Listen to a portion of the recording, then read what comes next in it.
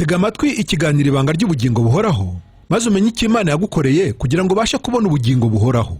Ikiganiro ibanga ry'ubugingo buhoraho ni ikiganiro gitangwa na Pastor Ngarambe kuwa mbere no kuwa gatanu guhera saa 4, ariko kandi kikongera gusubiraho mu rukera rwo kuwa kabiri saa 10, naho kuwa gatanu kikaba saa 9 z'ijoro.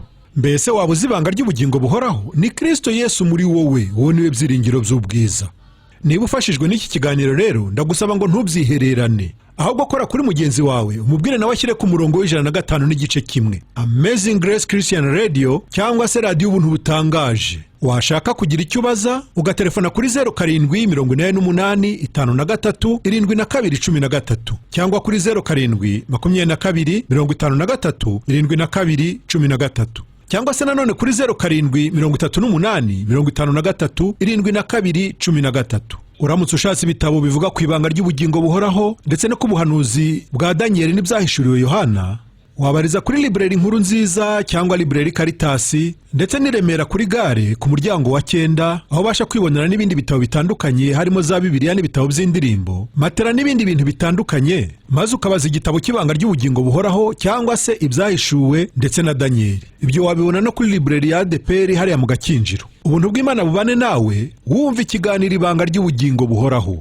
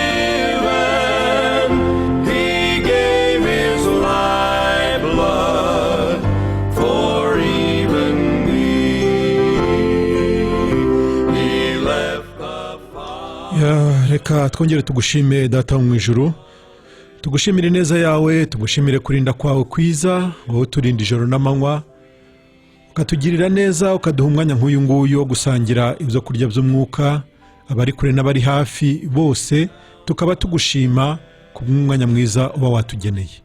Habwe ikuzo rero, habwe ishimwe ku byo dukorera byose. N'ubungubu icyo tugusaba mwami no kugira ngo utegure imitima yacu, kuko ijambo ryawe ni imbuto itabora.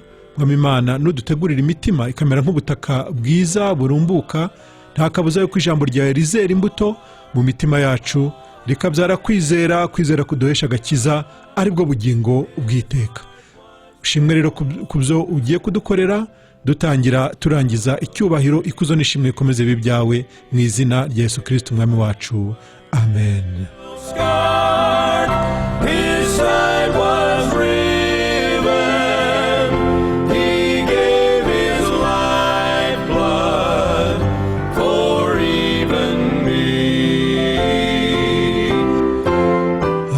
Reka mbasuhuze mwese abateze amatwi muri aka kanya, abo urushinge rwabo rutava ku murongo w'105 n'igice kimwe, bantu mukunda ubutumwa bwiza, abo duhuje umutima, abo twazindukanye tukaba tukiri kumwe, ariko kandi nawe uba gishyiraho urushinge rwawe muri aka kanya, ndagusuhuje aho uri hose, mu gihugu hagati, hakurya y'imbibi z'igihugu cyacu, aho babasha kutwumva hose, mwese ndabaramukije mu izina ry'umwami wacu Yesu Kristo. Kandi mbifurije ibyiza byose bituruka ku Uwiteka. Reka amahoro y'Imana n'ubuntu bw'Imana bubane na buri wese, uhereye kuri jye uvuga, nawe uteze amatwi muri aka kanya. Uyu munsi rero nk'uko mubizi, ni isaha tuba turi mu kiganiro ibanga ry'ubugingo buhoraho. Iri banga akaba atari rindi uretse Kristo Yesu muri wowe no muri jyewe. niryo banga ry'ubugingo buhoraho, nta bundi bugingo, nta yindi nzira iganisha mu bugingo, nta kindi nta wundi uretse Yesu Kristo. Niwe nzira, niwe kuri, nibwo bugingo. Umwanya nk'uyu nguyu rero, nk'uko muzi ko twavuga ku byerekeranye no kwizera ari nako kuduhesha agakiza, uyu munsi ndagira ngo ngaragaze kwizera dusangiye. Ubundi kwizera ni kwinshi, ariko kandi hakaba kwizera dusangiye, cyangwa se abizera by'ukuri basangiye. Ndasoma muri Tito igice cya mbere n'umurongo wa 4. Ufite Bibiliya yawe ni ukubumbura muri Tito igice cya mbere umurongo wa 4, utayifite ukahandika ukaza kwisomera, kuko ni byiza. Ntabwo ari byiza kumira ibintu bunguri gusa ngo wakire ibyo wumvise utabanje kwishishoreza nawe ubwawe ngo urebe niba koko ibyo bavuze ariko byanditswe. Turasoma ibyanditswe bibiri gusa none, muri Tito igice cya mbere n'umurongo wa 4 no ku murongo wa 10 kugeza kwa 14. Iki gice cya mbere nyine cya Tito turasoma umurongo wa 4, dutarukire ku murongo wa 10 tugeze kwa 14. Aha niho hari inyigisho zacu za none. Intumwa Paulo yandikira Tito muri gice cya mbere ku murongo wa 4 igira iti: ndakwandikiye Tito, umwana wanjye nyakuri, ku byo kwizera dusangiye. Ubuntu n'amahoro bibe kuri wowe biva ku Mana Data wa twese no kuri Yesu Kristo umwami wacu. Paulo yandikira Tito agira ati: ndakwandikiye Tito, umwana wanjye nyakuri, ku bwo kwizera dusangiye. Iki kintu nicyo nshaka kucaho akarongo, kwizera dusangiye. Paulo yari afite abana benshi mu bijyanye no kwizera, mu bijyanye n'agakiza, mu bijyanye n'iby'umwuka tuvuge. Abana bataraba umubiri, ahubwo abana bo mu buryo bw'umwuka, abo yabyaje ubutumwa bwiza. Nk'uko bivuga mu Bagalatiya 4:19 ati: nubwo mufite baso benshi, nubwo mufite baso benshi, ariko n'urwa mbere rw'Abikorinto nako igice cya 4 umurongo wa 15 ati: nubwo mufite baso benshi, nubwo mufite ababigisha benshi, ariko ntabwo mufite baso benshi. Nubwo mufite abarimu benshi, ariko ntabwo mufite baso benshi, kuko n'igihe wababyaje ubutumwa bwiza. Uko niko yabwiye Abakorinto ati: abandi bose bashobora guhakana ko ntari intumwa, ariko kuri mwebwe murabizi neza yuko ndi intumwa, kuko n'igihe wababyaje ubutumwa bwiza. Abigisha rero bashobora kuba benshi, ariko kandi ababyeyi ntabwo baba benshi. Umubyeyi aba ari umwe, uwakubyaye ni umwe, nubwo abakurera babasha kuba benshi. Paulo yandikira Tito aravuga ati: mwana wanjye nyakuri, umwana nyakuri. Kuki yamwise umwana nyakuri? Umwana nyakuri nta handi bishingiye, nta n'ahandi bituruka uretse kuri uku kwizera basangiye. Ati: kubwo kwizera dusangiye. Umwana wanjye nyakuri, kubwo kwizera dusangiye. Hari abantu rero dusangiye kwizera, n'ubu ngubu banteze amatwi muri aka kanya. Abantu banteze amatwi, abantu bankurikiye, abantu dusangiye kwizera. Shobora kuba mbazi cyangwa se ntabazi, mushobora kuba munzi cyangwa mutanzi, ariko kandi dusangiye kwizera. Abangaba dusangiye kwizera rero, aho bari hose, ni ukuri imitima yacu ibasha gusabana, imitima yacu ibasha guhamanya, kuko ibyiringiro byabo ni nabyo byiringiro byanjye. Imvugo yabo cyangwa se kwatura kwabo ni nako kwatura kwanjye. Abo dusangiye kwizera, abo ngabo nibo bavandimwe nyakuri. Nibyo Paulo akomeza avuga ati: ubuntu n'amahoro bibe kuri wowe biva ku Mana Data wa twese no kuri Yesu Kristo umwami wacu. Ahangaha ndagira ngo ngaragaze nanone yuko Paulo avuga Data wa twese, nanone yabivugishijwe nuko hariho abantu nyine basangiye kwizera. Abo ngabo basangiye kwizera rero bafite se umwe, nk'uko hari abandi nanone basangiye ukundi kwizera, nabo bafite se wundi. Nibo Yesu yavugaga ati: muri abaso Satani. Hariho abantu bafite kwizera kundi. Abo ngabo bizera Yesu wundi, bakavuga ubutumwa bundi mu mwuka wundi. Ariko hari noneho abasangiye kwizera, basangiye na se, bene Imana, abaturuka ku Mana, abakomoka ku Mana, abafite umutima w'Imana, ababyawe ubwa kabiri, batabyawe n'imbuto ibora ahubwo babyawe n'imbuto itabora, ari ryo jambo ry'Imana. Abo bavutse mu buryo bw'umwuka, abo ngabo bafite se umwe. Niyo mpamvu wumva Yesu avuga ati data wa twese, avuga Pawulo nawe ati data wa twese. Donc ubuntu n'amahoro biva ku Mana data wa twese bibe kuri wowe. Mbese wowe unyumva, wowe dusangiye kwizera, nanjye nkwifurije ubuntu n'amahoro biva kuri data wa twese. Niba rero duhuje kwizera, ubwo duhuje na data, turi umwe. Mu kwizera turi umwe. Ariko niba tudahuje kwizera, ubwo urumva uri mwene kanaka, nanjye nkaba mwene kanaka. Icyo kintu rero ndagira ngo abe ari cyo tuza kwibandaho uyu munsi.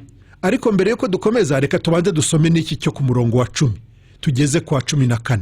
Angaha haratwereka neza ko hariho itandukaniro. Pawulo yabivuze yeruye, ntabwo ari ibintu, ntabwo yatapfunye indimi, ntabwo yaciye iruhande, ibintu yavuze yabivuze yeruye. Ku murongo wa 10 kugeza kwa 14 haragira hati: kuko hariho benshi b'ibigande n'abashukanyi, cyane cyane mu bakebwe, bavuga ibitagira umumaro, bakwiriye kuzibwa iminwa, kuko hariho imiryango ya benshi bubika bakayimaraho, bigishiriza ibitagira umumaro kugira ngo babone indamu mbi. Umwe muri bo w'umuhanuzi wabo yaravuze ati: Abanyakirete ni abanyabinyoma iteka, ni inyamaswa mbi, ni abanyabute. Kuko guhamya ni ukukuri. Uku guhamya ni ukukuri, nicyo gituma ukwiriye kubacyaha cyane, kugira ngo babe bazima mu byo kwizera, batita ku migani y'ibinyoma y'Abayuda n'amategeko y'abantu batera umugongo kuri. Nongeye gusubiramo. Ubwo turi muri Tito igice cya mbere umurongo wa 10 kugeza kwa 14. Kuko hariho benshi b'ibigande n'abashukanyi, cyane cyane mu bakebwe, bavuga ibitagira umumaro, bakwiriye kuzibwa iminwa, kuko hariho imiryango ya benshi bubika bakayimaraho, bigishiriza ibitagira umumaro kugira ngo babone indamu mbi. Umwe muri bo w'umuhanuzi wabo yaravuze ati: Abanyakirete ni abanyabinyoma iteka, ni inyamaswa mbi, ni abanyabute. Uko guhamya no kukuri nicyo gituma ukwiriye kubacyaha cyane, kugira ngo babe bazima mu byo kwizera, batita ku migani y'ibinyoma n'Abayuda n'amategeko y'abantu batera umugongo kuri. Aha hantu nagira ngo tuhajyane gahoro gahoro. Pawulo agaragaje ukuntu hariho benshi b'ibigande n'abashukanyi. Umuntu ashobora kuba ikigande, ariko aramutse yongereyeho n'ubushukanyi, urumva yuko uyu nguyu aba ari dangere, wa mugani w'Abafaransa. Uyu nguyu aba ateye ubwoba. Uyu muntu no guhungira kure. Icya mbere ni ikigande. Ni ukuvuga ngo we ntabwo ashaka kugendera mu murongo uriho, arashaka kugendera mu nzira ze, arashaka kwishingira ibye, kwiremera ibye, kwihangira ibye. Mbese ni umuntu ni nyamwigendaho, niba ariko nabivuga. Hariho benshi b'ibigande n'abashukanyi. Ugize kuba ikigande, ariko kandi ugize no gushukashuka abandi nabo, kugira ngo bavane mu nzira y'ukuri bari barimo, noneho ubazane mu nzira yawe. Pawulo ati: cyane cyane mu bakebwe, bavuga ibitagira umumaro, ngo abo ngabo bakwiriye kuzibwa iminwa, kuko hariho imiryango ya benshi bubika bakayimaraho, bigishiriza ibitagira umumaro kugira ngo babone indamu mbi. Aba ngaba, abo iyo Pawulo avuga abakebwe, abavuga Abayuda, abavuga abantu bafite idini ryitwa ko ari ry'ukuri. Urumva Yesu niwe yabwiye umugore w'Umusamariya ati: agakiza kava mu Bayuda, agakiza gaturuka mu Bayuda. Abayuda rero bose muri rusange hari ukuntu biyemeraga, hari ukuntu biyumvagamo kuba bazi Imana, bafite Imana y'ukuri, kuba ari bo bantu bafite ubugingo buhoraho, kuba ari bo bantu bajya mu ijuru, kuba ari bo bantu. Mbese ni nk'uko waba mu idini none ryiyita idini ry'ukuri. Aba ngaba nabo nk'ubwoko bw'Abayuda, nabo bumvaga ko ari bo bantu. Mbese abanyedini, reka dufata abanyedini muri rusange, cyane cyane mu bakebwe, bavuga ibitagira umumaro. Urumva abakebwe, cyangwa se mu yandi magambo tuvuge ababatijwe, abantu basenga, abantu bafite idini, abantu bafite mbese gusenga mu mwuka, abantu b'abanyamwuka mu yandi magambo, abangaba bariho. Ariko kandi ngo harimo ibigande muri abo bantu, abantu bitwa abanyedini, abantu bitwa ko bafite iby'umwuka, abangaba ngo muri bo harimo ibigande n'abashukanyi. Nibo Paulo avuga ngo bakwiriye kuzibwa iminwa, kuko hariho imiryango ya benshi bubika. Abangaba bakwiriye kuzibwa iminwa, atari ukugira gusa ngo baceceke, ariko hari ikindi kintu Paulo abona aha ngaha gikwiriye kuramirwa. Ikiramirwa ni imiryango yubikwa. Hari amagambo avugwa akangiza uyavuga, ariko akagira n'ingaruka no kubayumva. Ukangirika wowe uvuga, ariko kandi n'abaguteza amatwi n'abakumva nabo bakangirika. Hakaba n'amagambo y'ubugingo rero adudubiza ava mu mutima w'umwana w'Imana. Ayo ngaya akamuhesha ubugingo, akamuhesha umunezero, akamuhesha umugisha, ariko kandi n'abayumvise nabo akabahesha umugisha, akabahesha amahoro, mbese akabahesha umunezero. Aha ngaha turi kuvuga kuri ba bandi bafite kwizera kundi. Icyo twebwe dushaka ni uko abantu bagira kwizera kumwe. Nyamara si twe tubishaka gusa, ahubwo ni ko ijambo ry'Imana ritubwira. Dukwiriye kugira kwizera kumwe, tukagira umwami umwe, tukagira Imana imwe, tukayoborwa n'umwuka umwe, tukagira umubatizo umwe, mbese ibintu byose tukabihurizaho. Niba koko turi ab'Imana, tutari abitwa b'Imana gusa, ariko turi ab'Imana, twakagombye guhuza no kwizera, twakagombye kugira no kwizera kumwe. Ariko ikibabaje ni uko muri twe abitwa ko basenga, abitwa ko ari ab'Imana, harimo ngo ibigande n'abashukanyi.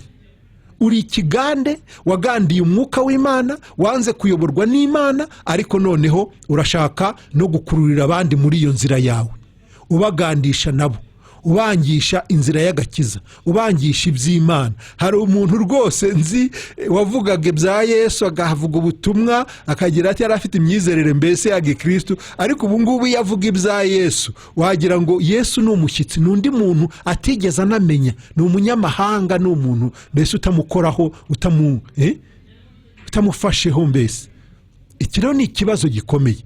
Ushobora kugandira umwami Yesu, ariko kandi ntubuze n'abandi bari mu nzira y'agakiza, abantu bamukurikiraga, abantu bamushakishaga umutima wabo wose ngo mubangishe.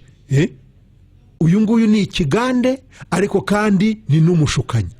Ibyo bintu rwose Paulo yabishyize ahagaragara, ibyo bintu Paulo yabivuzeho, avuga ati abo ngabo baturuka mu bakebwe, baturuka mu banyamadini, abo bantu b'ibigande, abo bantu b'abashukanyi, mukwiriye kubazibakanwa. Igituma mubazibakanwa ni iki? Ni ukugira ngo bareke gukomeza kubika imiryango ya benshi, ngo bubika imiryango ya benshi bakayimaraho.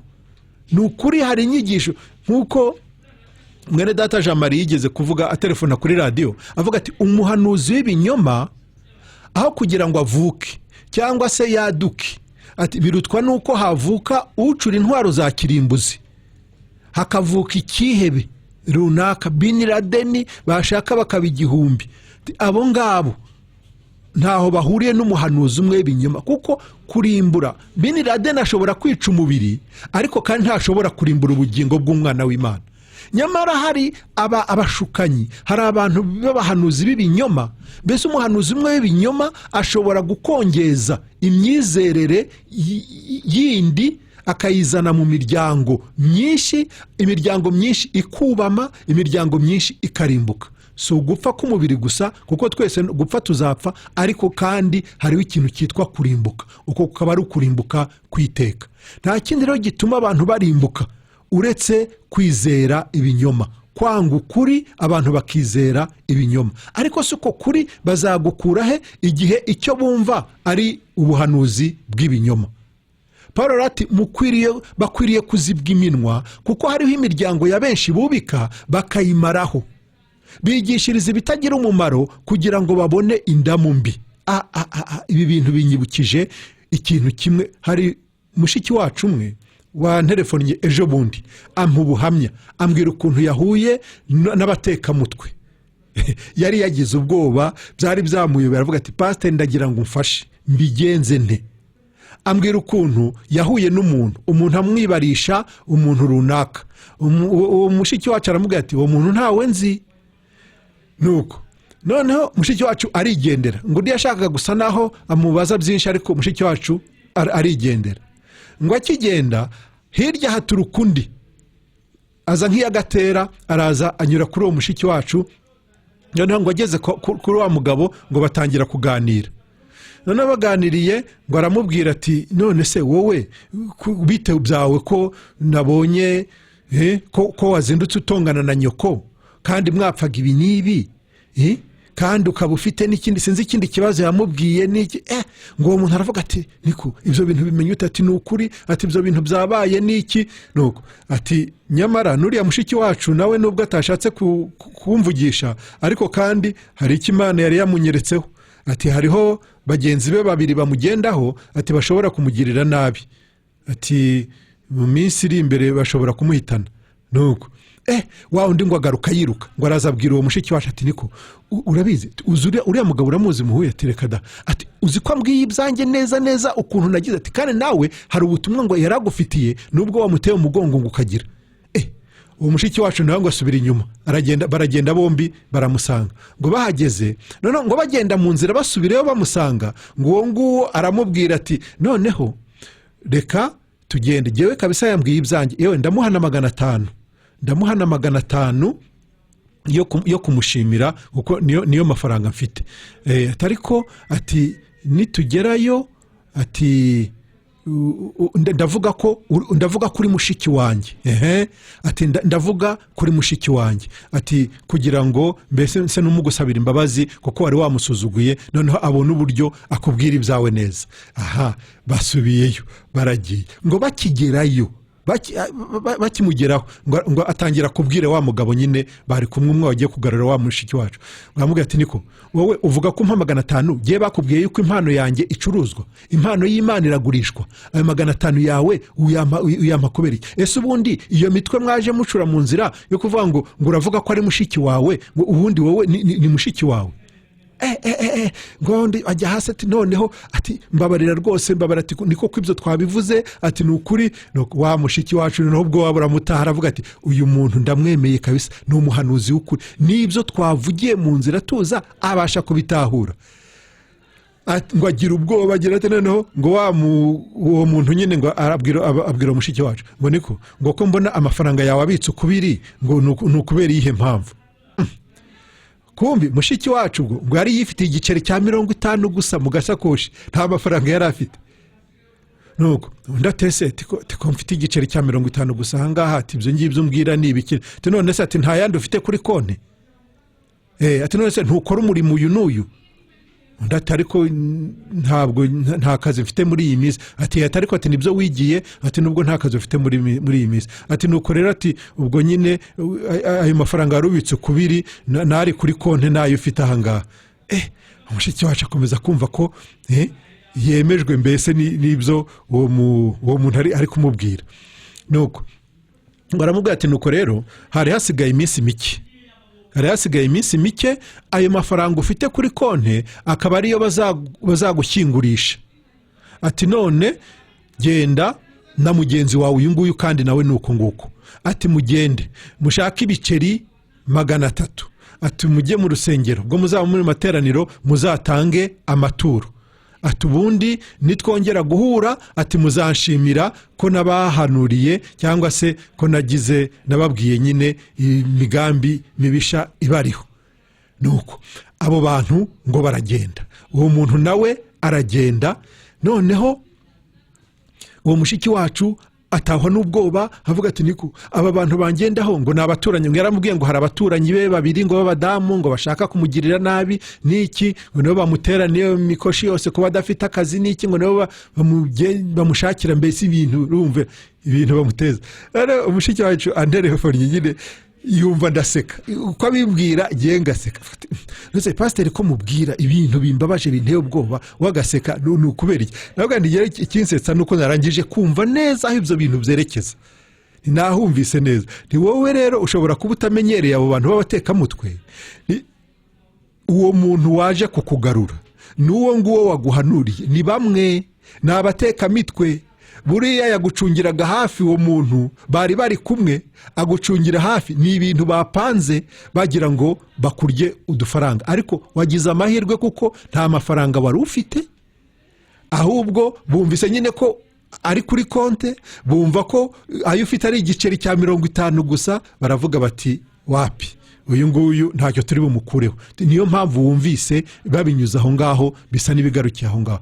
Ntari kubundi iyo ugira amafaranga, yewe niyaba mu rugo, ndakubwiza ukuri, bari kukubwira amagambo atuma ujya kuyavanayo, kuko nzi mushiki wacu umwe wundi bigeze kurya amafaranga hano mu mujyi wa Kigali, 900 byari kuri konti, aragenda bikurayo neza n'umutima mwiza, arabizana abishyira abatekamutwe, babimurya mu mayeri, mu bintu ngira ngo byamusigiye isomo atazapfa yibagiwe.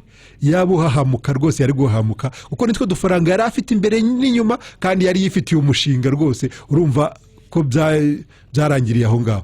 Umushiki wanjye rero nuko namuhumurije, nawe ashimira Imana, aravuga ati ni ukuri sinarinzi yuko ibintu nk'ibi ngibi abatekamutwe nk'aba ngaba. Rero nta kindi kintu umwanzi akoresha uretse nyine ubwo buriganya, ubwo bushukanyi, kandi akoresheje nyine ba bantu b'ibigande, ba bantu bakorera indamu mbi. Nicyo kintu nari mbivugiyeho, ngo bigishiriza ibitagira umumaro kugira ngo babone indamu mbi. Urumva nta jambo ry'ubugingo yigeze abwira uwo mushiki wacu, nta kintu kijyanye n'ubuzima bwe bw'umwuka yigeze amubwira, ahubwo amweretse ibibazo by'umubiri, ukuntu abantu bashaka kumwica, ukuntu mbese ngo nawe amubwiye ukuntu baramutse ngo batongana na nyina ngo kubera amafaranga. Ngo ubwo yaramubwiye ati none se ayo mafaranga mwapfaga na nyoko ko mbona ari menshi, witeguye kuyamusubiza? N'icyo ati ndamusubiza rwose, ati mfite igice, ati ariko n'ikindi gice ndajya kugishaka. Ibintu nk'ibyo ngibyo. Iyo Mana ikoresha abahanuzi nk'abo ngabo, wayumvise he wowe? Muri Bibiliya ni hehe wigeze wumva Imana y'ubusutwa, Imana ivuga ibwira abantu intonganya zabo, uko icyo barariye, icyo bazarya ejo, icyo bazambara, amafaranga, ibiki? Iyo ni Imana ki? Iyo ni Imana ki? Yahi Imana idafite ijambo ry'ubugingo, Imana idatanga ubugingo, iyo ni Imana ki? Ni Imana ki? Kwibi z'amafaranga uretse n'Imana nanjye nshobora kuyaguha, n'undi yayaguha, imyambaro ko nayiguha n'undi yayiguha, imodoka ko nayiguha n'undi yayiguha. Mbese ibyo bintu abantu babasha gukora, Imana ibigenda mwite? Ko ibidashobokera abana b'abantu aribyo bishoboka ku Mana. Umuntu ukuzanira inkuru z'ibintu n'abantu babasha kugukorera, cyangwa se ibibazo abantu babasha kugukemurira, umuntu ukuzanira izo nkuru wumva ari umuntu uturutse ku Mana, wumva ari muntu ki? Paulo rero ati abangaba bakwiriye kuzibwa iminwa, kuko hariho imiryango ya benshi bubika bakayimaraho, ubigishiriza ibitagira umumaro kugira ngo babone indamu mbi. Nzi ko hariho benshi cyane mu abadamu mukunze gushukwa, kandi mwizera vuba, namwe mwemera vuba ibyo bababwiye byose. Kuki mwemera ibyo abatekamutwe bababwira, mukanga kumva ijambo ry'Imana rizima ribahesha ubugingo? Ni ukubera iki? Paulo akomeza avuga ati umwe muri bo w'umuhanuzi wabo yaravuze ati abanyakirete ni abanyabinyoma iteka, ni inyamaswa mbi, ni abanyabute. Uwo ni umwe muri bo. Hari nka mwene data umwe rwose wigeze kuzarambwa ati ni ukuri ndakubwiza ukuri ko nigeze na rimwe nizera abakozi b'Imana, nizera abantu b'Imana nk'abariya bene data twari kumwe, atariko nageze ahantu mbona ko ubuzima bwabo ni ukuri ntacyo bumariye, nta n'uwo bwagira icyo bumarira, ahubwo ari abantu gusa babasha kuyobya abantu bakabakura mu nzira y'ukuri, babashukishije amagambo meza bavuga, ariko kandi ubuzima bwabo ari bubi. Hari abantu rwose bafite ubuzima bupfuye, ariko kandi wakumva amagambo bava mu kanwa, niba ari Yesu bakavuga Yesu cyane, bakavuga n'umumaro w'umusaraba n'iki, mbese bakavuga ibintu bya Yesu, ariko kandi wareba ubuzima bwabo, si abantu bo kwifuza kubana nabo, si abantu, nta mpumuro ya Kristo bafite, nta buryohe na busa mu buzima bwabo. Ibi bintu rero bitera isesemi ku muntu w'Imana, ku mwana w'Imana, ku muntu wishakira ubugingo buhoraho.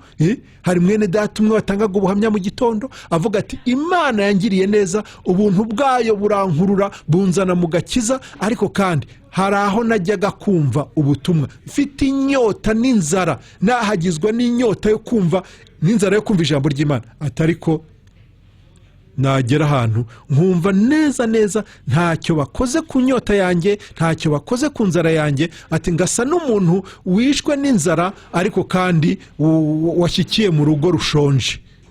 Iki kintu rwose cyankozeho, ndacyumva. Abana b'Imana, urabona kuvuka bwa kabiri ari nako gukizwa, ni umurimo Imana ikora mu bantu. Ariko kandi hariho uburere ukeneye kubona, hariho uburere ukeneye kugira nk'umwana w'Imana wavutse. Umwana wavutse wese akeneye konka, umwana wavutse wese akeneye icyo kurya kugira ngo abashe gukura. Tekereza rero, wabyawe n'ubuntu, noneho ugiye kurerwa mu buryo butari ubw'Imana, mu buryo bw'umubiri. Ni nko kuvuka mu mwuka, noneho ukarerwa ukagaburirwa iby'umubiri. Ubwo so uwo mwuka wakurute mu buryo bw'umwuka, kandi ibyo ugaburirwa ari iby'umubiri. Iki ni ikibazo gikomeye cyane. Ndasaba Imana yo mu ijuru, kandi koko irabishoboye, kugira ngo iyobore wa mugani wa Dawidi navuze ati Uwiteka niwe mungeri wanjye sinzakena, niwe unyobora mu nzira itunganye, mu cyanya cy'ubwatsi bubisi andyamisha mu cyanya cy'ubwatsi bubisi, anyobora angenza iruhande rw'amazi adasuma. Mbese Uwiteka niwe uyobora intambwe z'ibirenge byanjye. Wa mugani w'umubwiriza nawe ugati umutima w'umwana w'umuntu utekereza ku rugendo rwe, ariko uyobora intambwe z'ibirenge ni Uwiteka. Uwiteka rero ndasaba yuko yayobora intambwe z'ibirenge by'aba bana, aba bana bavutse mu buryo bw'umwuka, ibi bitambambuga, izi nzirakarengane nkunda kuvuga, rwose akaziyobora ahantu mu cyanya cy'ubwatsi bubisi, ahantu babasha kumva ijambo ry'Imana rizima rikora ku mitima yabo, rikabamara iyo nyota n'inzara, dore ko itanashira, bagahora bumva bakeneye iby'Imana gusa. Ariko kandi nubwo iyo nyota yahoraho n'iyo nzara yahoraho, ariko kubera yuko barya ibyo bakeneye, banyurwa bakanezerwa, ejo bakifuza ibindi nabyo bakabibona. Ni ukuri uko niko bagenda bakura mu buryo bw'umwuka, kandi abo ngabo bakuze neza nabo babasha gukuza abandi cyangwa babasha kurera abandi. Ariko hariho ngo ibigande, ba bandi babashukanyi, abo ngabo Paul avuga ngo bazibwa iminwa. Kubera iki? Kubera ko bubika imiryango ya benshi. Aba ngabo abo ngo nabo gutera umugongo, nabo kwanga urunuka. Abo bantu bavugira ibitagira umumaro kugira ngo babone indamu mbi, abo ngabo ni abantu bo kwanga urunuka, ni abantu bo kwamagana. Kandi utabikoze witwa umukozi w'Imana, ni ukuvuga ngo nawe urabashyigikiye, nawe ufatanye nabo. Yewe uwo tutari kumwe ntabwo turi kumwe. Niba ndi mu bintu mbirimo, niba ntabirimo kandi nanone simbirimo. Niba binaniye ndavuga ntibirananiye, ariko kandi niba nanone mbishoboye ndabikora uko mbishoboye, kandi ndabikorana umwete, ndabikorana umutima wanjye wose. Nicyo nkwifuriza rero mwene data uteze amatwi muri aka kanya, ndakwifuriza yuko wagira kwa kwizera kuzima, kwa kundi abizera bose, abakristo bose, abana b'Imana bahuriraho, ukareka kwa kwizera kundi kw'ibihimbano. Ariko Paulo yakomeje kuvuga, umwe muri bo, niho navugaga, umwe muri bo w'umuhanuzi wabo ngo yaravuze ati Abanyakirete ni abanyabinyoma iteka, ni inyamaswa mbi. Uzi ko hari abantu bacura umugambi bakajyaho bakaganira, bagahimba ibintu mu mitwe yabo gusa. Umwe akazana igitekerezo, undi akazana igitekerezo, akagipfundika ati none tugende tuvuge ibi ngibi, ko ari ijambo ry'Imana. Ijambo ry'Imana ryahe? Ko ari ibyanyu mupanze, ibintu biturutse mu bushakashatsi bwanyu, mu bwenge bwanyu, ari ibihimbano. Bimwe njya nita ngo ibihimbano by'umwuka. Hari abantu rwose bihaye guhimba ibintu, bakabihimba nk'aho Imana idafite ibyayo mu buryo bw'umwuka, nk'aho umwuka adafite ibye, none ugasanga abantu barahimba ibyabo, ariko kandi ngo mu buryo bw'umwuka, ari mu buryo bw'umubiri ho birumvikana.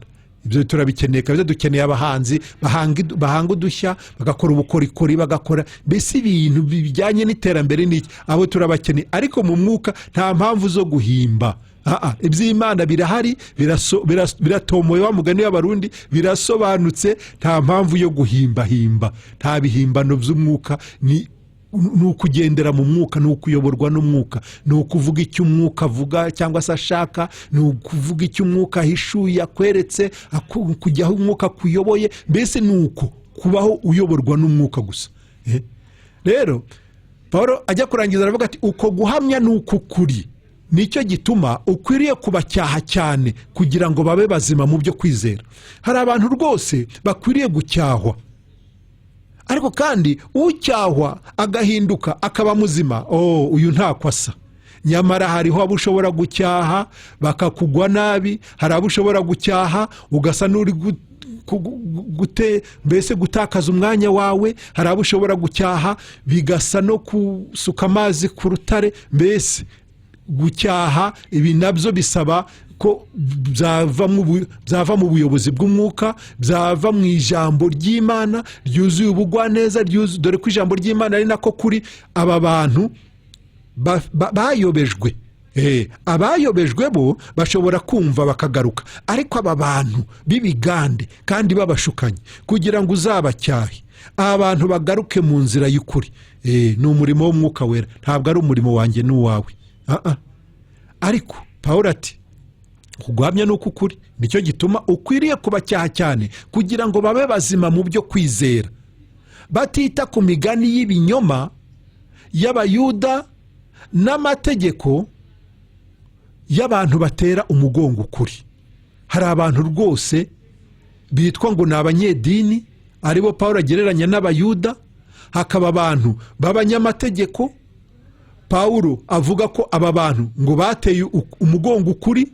Ariko se umuntu aravugira amategeko kandi yarateye ukuri umugongo?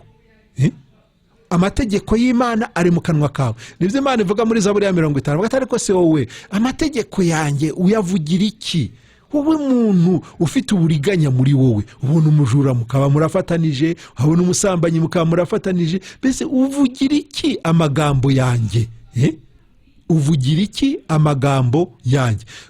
Wakiriye ibinyoma nawe uragenda ubikwirakwiza. Ibyo bintu ubivugira iki? Uretse nyine wa mutima w'ubwigomeke waba ugukoreramo, uretse wa mubi nyine waba kuriganya, noneho akagusukamo uwo mwuka w'ubushukanyi, nawe ukagenda ushuka abandi. Ariko nta kintu na kimwe kibi kibabaza Imana, ikintu gikora ku mutima w'Imana kikawuzonga, nta kintu kibi nko kubona umushukanyi agenda yangiza ubugingo bw'abana b'Imana, kuko Imana ntabwo yifuza ko hagira n'umwe urimbuka. Ariko umushukanyi iyaje asa n'ikimungu cyinjiye mu myaka, ikintu kiboze cyinjiye mu myaka, ugasanga nk'urunyanya rwaboze urushyize mu izindi nyanya, mbese izindi nazo zose ziraboze. Sinzi ubwo n'urugero mfite, hari ibindi wenda bishobora kuba bihumanya cyangwa se byangiza cyane, ariko wenda ibyo by'inyanya kugira ngo zose zizageraho zibora wenda byafata igihe, kubera urwo runyanya rumwe rubirimo. Ariko noneho tekereza ari nk'ikintu cy'ikinyobwa, ugafata ikintu cy'umwanda cyangwa se cy'isumuga ukanagamo, ntako kanya ubwo burozi buba bukwiriye nyine muri icyo kinyobwa, ni ukumena, ni ukujugunya. Ariko kandi Imana icyo ishaka ni uko abantu bose bakizwa, ni uko abantu bose bagera ku kumenya ukuri. Parati uko guhamya ni uko ukuri, nicyo gituma ukwiriye kubacyaha cyane kugira ngo babe bazima mu byo kwizera. Nuvuga ngo icyifuzo cy'Imana ni uko twavuga ukuri, tukavuga ubutumwa bwiza, kugira ngo bariya bavuga ibitajyanye n'ukuri kw'ijambo ry'Imana bacyahwe cyangwa se bazibwe akanwa, noneho abari bashyizwemo ibyo bintu bamize uburozi nabo baburukishwe. Kuko urumva umaze kumenya ukuri, Yesu aravuga ati muzamenya ukuri kandi ukuri niko kuzaba batura. Umaze kumenya ukuri rero, wari umaze kuba imbata y'ikinyoma, urumva urabatuka. Aho niho haturuka umunezero, bana b'Imana bakanezerwa, bakaryoherwa, bagahimbaza Imana, mbese bakabura uko babisobanura. Icyo ni umurimo w'umwuka, ni umurimo w'Imana mu mutima w'umuntu. Njya kurangiza rero, dore ko iminota yacu nayo ibidahagarara. Pawulo ati mubacyahe cyane kugira ngo babe bazima mu byo kwizera, ariko kandi ubabuze kujya mu migani y'ibinyoma. Siko ari ibintu by'imigani y'ibinyoma, Imana sinzi ibintu rumvise rwose. Ibyo biteye n'isesemi no kubivuga. Umuntu ngo Yesu yamuhaye ubuhamya, ziri nka biriya ngo Bikira Mariya yabonekeye abantu, sinzi ababwira abaho ubutumwa. Yesu nawe afite ukuntu ngo yabwiye abantu, bandika n'igitabo. Mana yanjye, igitabo numvise kumva amagambo arimo ngo bababwira ngo mbuzi yo mu minsi y'imperuka, ugashaka ijambo ry'Imana rizima ririmo ukaribura. Kumva ni ibintu gusa byo gutera abantu ubwoba, babandi ariko nabo b'ibitambambuga batazi ijambo ry'Imana. Ibi bintu biteye inkeke. Bakozi b'Imana, bana b'Imana, muhaguruke muhamye ukuri, kugira ngo ukuri kwamamare, ukuri gukwire hose. Ibinyoma byo ntibicecetse, ibinyoma ntibituje. Abanyabinyoma ibyo bigande n'abashukanyi barakora ubutitsa. Umwanzi regarabizi, umwanzi azi ko igihe cye cyegereje, agomba gukora iyo bwabaga kugira ngo abone abo azisasira, abone abazajyana nyine mu irimbukiro. Mureke kwita ku migani y'ibinyoma y'Abayuda. Pawulo hano arakomeza kuvuga ati batita ku migani y'ibinyoma y'Abayuda n'amategeko y'abantu batera umugongo ukuri. Nakomeje kubabwira yuko Abayuda bashushanya abanyedini. Abanyedini bafite imvugo, ariko amagambo yabo ni ay'ibinyoma, ibintu by'ibihimbano gusa. Hari abantu bibwira rero ko abanyedini ari babandi nyine bafite inyubako nini, bafite ubuyobozi muri Amerika, bafite ushobora kuba udafite n'inyubako n'imwe, ukaba utashingiye no ku idini ryo muri Amerika, cyangwa se mbese ushobora no kuba uri umwe wenyine ahari, reka mvuge niyo, ariko kandi uri umunyedini. Kuba umunyedini si ikindi, ni ukuba mu bihimbano byawe, ni ukuba mu binyoma, ibintu byitirirwa Imana kandi atari iby'Imana. Amategeko y'abantu batera ukuri umugongo. Urabona hariho ibintu ngiye mbivuga, mwavuga ngo ari kutuvugira ibyacu, ngo ari kugira ati, ariko namwe murabizi hariho ibintu by'amategeko. Ntukarye ibi, ntugakore ibi, ntugakoreho, ntugasogongere, ntuganyirute, ibintu by'amategeko y'abantu. Ariko ku ijambo ry'Imana wapi, ntube wamubwira ijambo ry'Imana ngo akumve. Ariko haza umuntu umubwira iby'amategeko y'abantu, kuko biza nyine bihamanya na kamere muntu, n'ubwonko bwe bubasha kubyakira neza. Aravuga ati uyu nguyu niwe uvuga ukuri. Ariko kandi mu buryo bw'umwuka ibyo bintu akubwira nta shingiro bifite, ntaho bihuriye, ari ibintu, ari ibigambo gusa. Mukundwa rero waruteze amatwi muri aka kanya, ndagira ngo nkumenyeshe yuko hariho kwizera dusangiye, hariho kwizera abana b'Imana basangiye, ariko kandi hariho n'ukundi kwizera ko mu buryo bwinshi. Abafite kwizera guhuje iteka nabo bagendera mu nzira yabo, ariko kandi mureke mwebwe duhuje kwizera. Abafite kwizera kukuri, abafite kwizera guturuka cyangwa gukomoka ku ijambo rya Kristo, abo bose aho bari nimuhaguruke twamamaza ukuri, kugira ngo ikinyoma kijye ahagaragara, ikinyoma kimenyekane, abantu bamurikirwe, babone umucyo, bave mu mwijima. Nimuhagurukane inkota, maze muteme icyo kigunda umwanzi yihishamo, kugira ngo arimbure benshi. Rwose ni ndangije aricyo mbahamagarira, nimuze dufatane urunana, dukore uyu murimo wo kugabura iby'Imana, kandi ni ukuri ngo abwirwa benshi akumva beneyo. Abo duhuje kwizera, ndahamya ntashidikanya yuko tugiye gufatana urunana kugira ngo turwane intambara yo kwizera intumwa Pawulo yavuze. Bakundwa rero, ndabona amasaha yacu arangiye, nta kundi reka tugarukiriza ahangaha. Tuzasubira ubutaha, ubwo hazaba ari kwa gatanu, ariko mbararikira kugira ngo ejo mu gitondo mu rukerera saa 10 muzakurikire ikiganiro kiba cyatambutse ku manywa. Imana yo mu ijuru ibaho umugisha.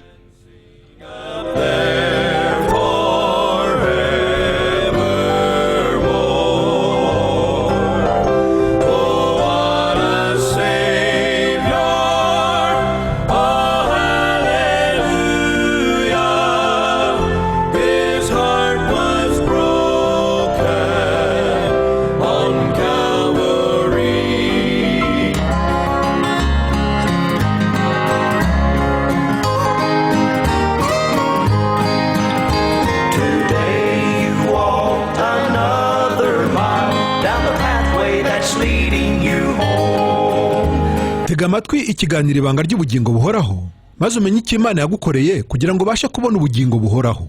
Ikiganiro ibanga ry'ubugingo buhoraho ni ikiganiro gitangwa na Pastor Ngarambe Albert kuwa mbere no kuwa gatanu guhera saa 4, ariko kandi kikongera gusubiraho mu rukerera rwo kuwa kabiri saa 10 naho kuwa gatanu kikaba saa 9 z'ijoro. Mbese waba uzi ibanga ry'ubugingo buhoraho? Ni Kristo Yesu muri wowe, wowe niwe byiringiro by'ubwiza. Niba ufashijwe n'iki kiganiro rero, ndagusaba ngo ntubyihererane, ahubwo kora kuri mugenzi wawe umubwire nawe ashyire ku murongo w'105 n'igice kimwe, Amazing Grace Christian Radio cyangwa se radiyo ubuntu butangaje. Washaka kugira icyo ubaza ugaterefona kuri 0788537213 cyangwa kuri 0722537213 cyangwa se nanone kuri 0738537213. Uramutse ushatse ibitabo bivuga ku ibanga ry'ubugingo buhoraho ndetse no ku buhanuzi bwa Daniel n'ibyahishuriwe Yohana, wabariza kuri libreri nkuru nziza cyangwa libreri Karitasi, ndetse n'Iremera kuri gare ku muryango wa 9, aho basha kwibonera n'ibindi bitabo bitandukanye harimo za Bibiliya n'ibitabo by'indirimbo, matera n'ibindi bintu bitandukanye, maze ukabaza igitabo cy'ibanga ry'ubugingo buhoraho cyangwa se ibyahishuwe ndetse na Daniel. Ibyo wabibona no kuri libreri ya ADPR hariya mu Gakinjiro. Ubuntu bw'Imana bubane nawe, wumva ikiganiro ibanga ry'ubugingo buhoraho.